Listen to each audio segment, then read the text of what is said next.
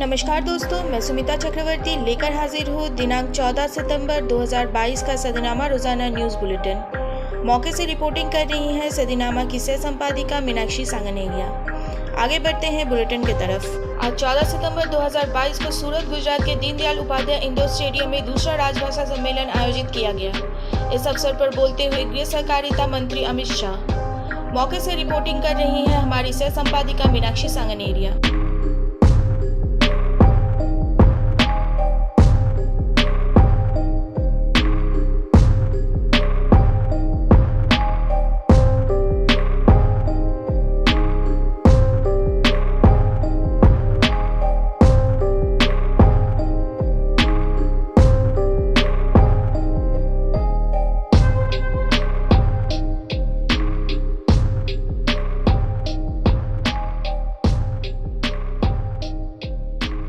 हम सब के लिए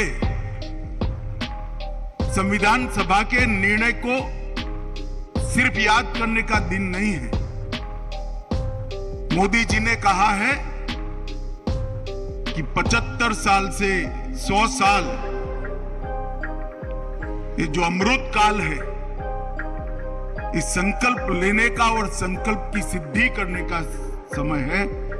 हम सब ने, पूरे देशवासियों ने संकल्प लेने की जरूरत है कि 25 साल के अंदर हमारा देश कोई भाषा की लघुता ग्रंथि से मुक्त होकर हमारी स्वभाषाओं में देश का विकास करेगा और देश को दुनिया के सर्वोच्च स्थान पर पहुंचाएगा। हमारी राजभाषा, हमारी स्थानीय भाषाएं विश्व की सबसे समृद्ध भाषाओं में, और जब तक हम ये बात का संकल्प नहीं करते कि इस देश का शासन, इस देश का प्रशासन, इस देश का ज्ञान, इस देश का अनुसंधान हमारी भाषाओं में होगा, राजभाषा में होगा, तब तक इस देश की क्षमताओं का हम उपयोग नहीं कर सकते हैं। मित्रों, ये सब चीजों को आज संकल्पित करने का दिन है। इसलिए मैं देश भर में, दुनिया भर में फैले हुए हिंदी प्रेमियों को, राजभाषा प्रेमियों को कहना चाहता हूं कि ऐसा मत समझिए कि राजभाषा के विस्तृत करने का, राजभाषा को आगे बढ़ाने की लड़ाई जो है वो हम पीछे छोड़ चुके हैं।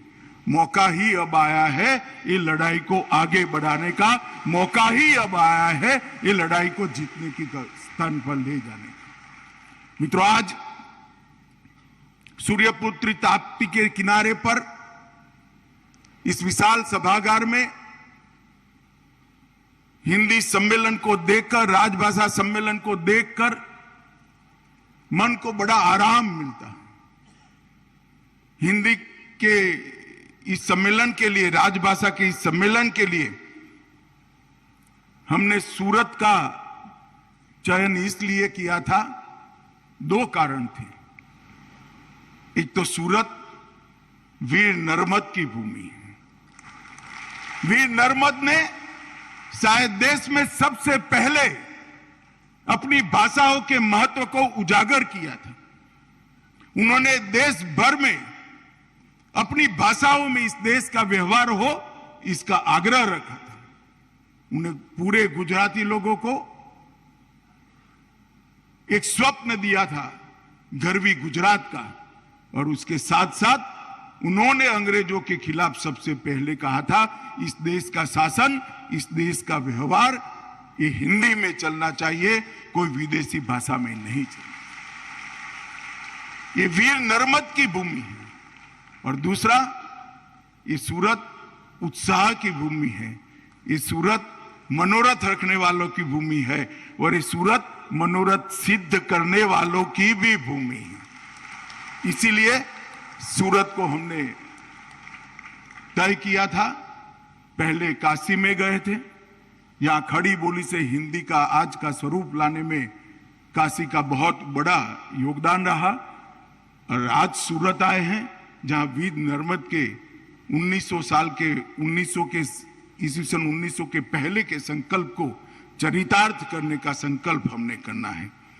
मित्रों, महात्मा गांधी ने राजभाषा के लिए एक ही वाक्य में बहुत सुंदर उसकी जरूरियात का व्याख्यान किया था।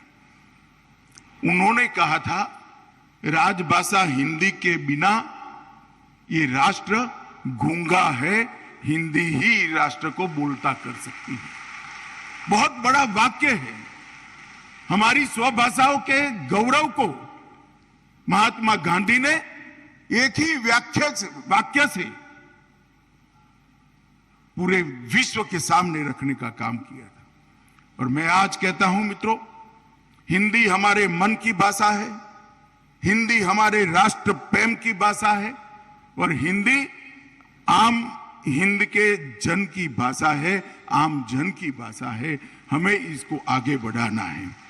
मित्रों, आज आजादी का अमृत महोत्सव है, तब मैं इतना जरूर कहना चाहता हूं कि मोदी जी राष्ट्रीय शिक्षा नीति 2020 लेकर जो आए हैं, इसका हम सब जरूर बारीकी से इसका अध्ययन करें।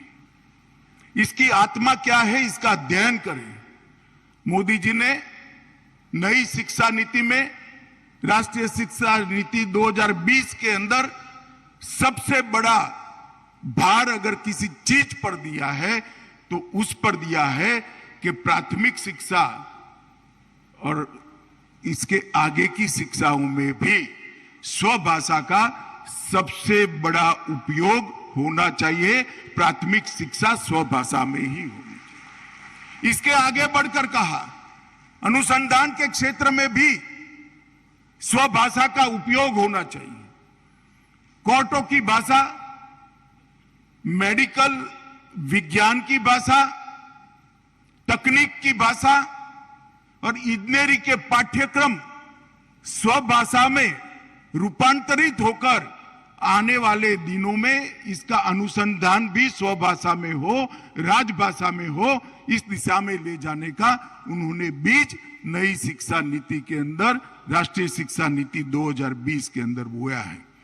और मित्रों, मुझे भरोसा है कि आजादी का शताब्दी जब ये देश मना रहा होगा, तब ये जो बीज मोदी जी ने 2020 में बोया है, एक वट वृक्ष बनकर इस देश की सभी भाषाओं को पल्लवित कर भाषा के क्षेत्र में भी हमें आत्मनिर्भर बनाएगा।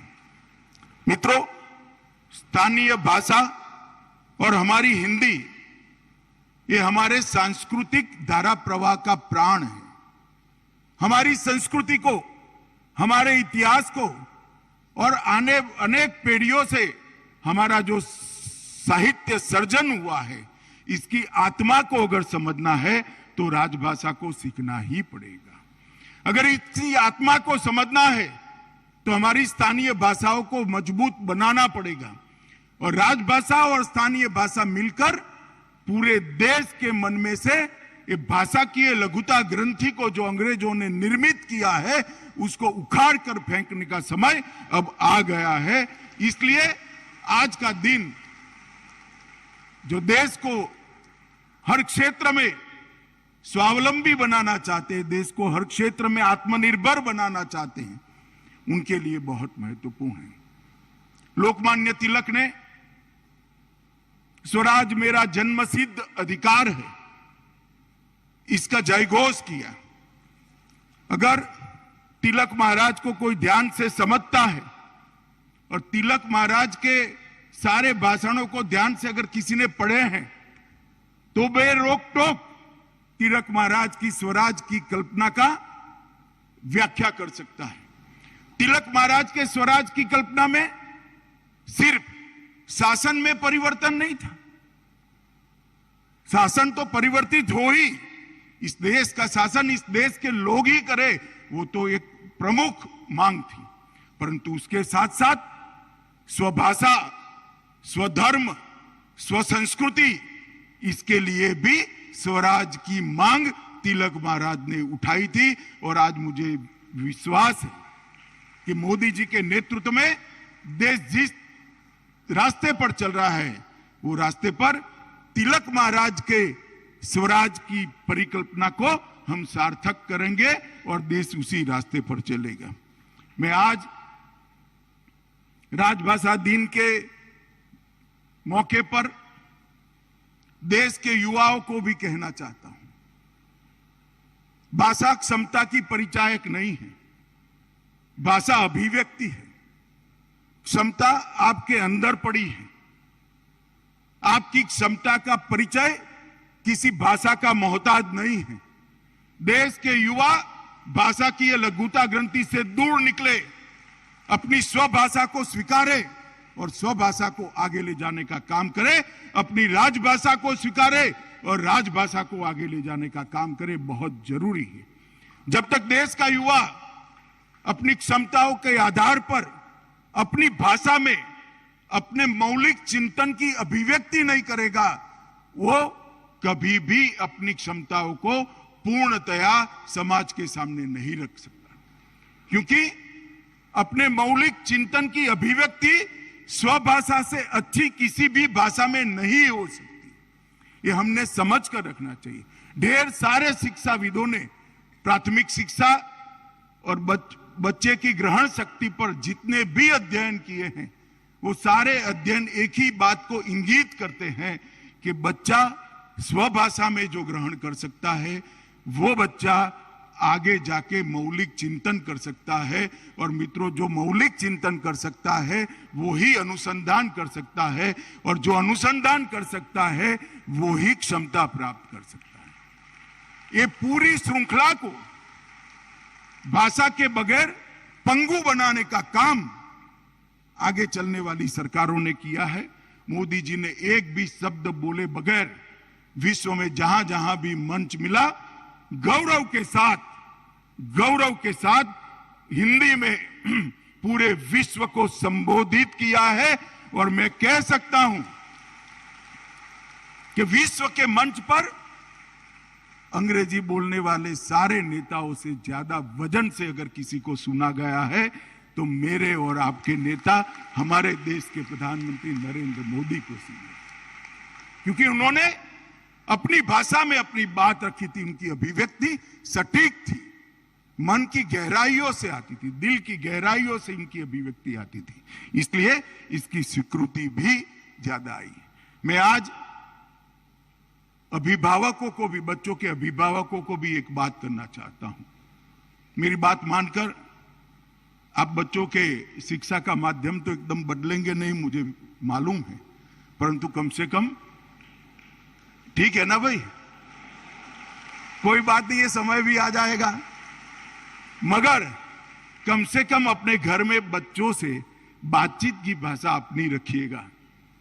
अगर बातचीत के माध्यम से भी राजभाषा सिखा दोगे, बातचीत के माध्यम से भी गुजराती, मराठी, तेलुगु, तमिल, मलयाली सिखा दोगे बच्चों को, तो वो बच्चा अपना रास्ता आगे ले देगा, क्योंकि पूरा देश ही करवट बदल रहा है, तो आपका बच्चा भी इसके साथ जुड़ने वाला है।